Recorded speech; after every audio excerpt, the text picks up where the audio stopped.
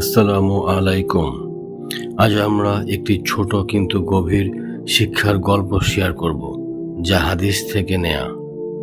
এই গল্পটি আমাদের জীবনে ন্যায়, ধৈর্য ও ভালোবাসার গুরুত্ব শেখায়।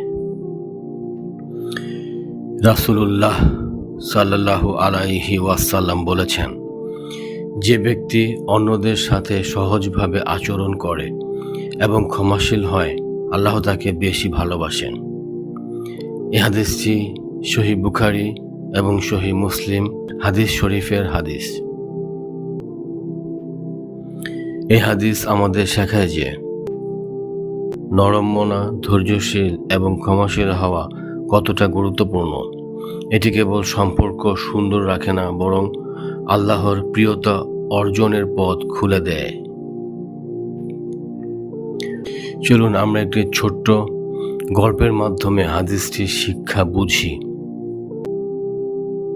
একটি ছোট শহরে রহিম নামের একজন যুবক থাকত। রহিম খুব সহজভাষী ও ধৈর্যশীল ছিল। একদিন তার প্রতিবেশী করিম ভুলে তার বাগানের ফুলগুলি ভেঙে দেয়।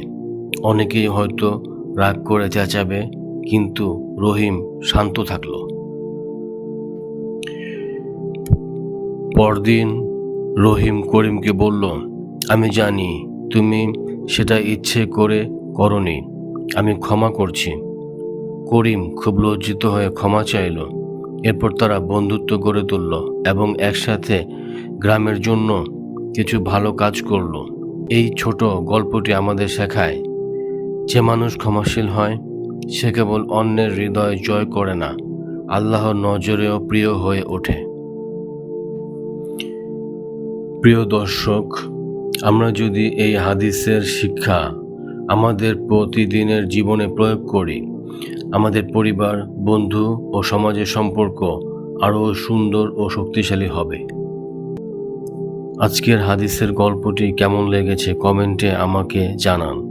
ভিডিওটি ভালো লাগলে লাইক দিন এবং চ্যানেল সাবস্ক্রাইব করতে ভুলবেন না, যাতে আপনি আরও শিক্ষামূলক গল্প দেখতে পারেন।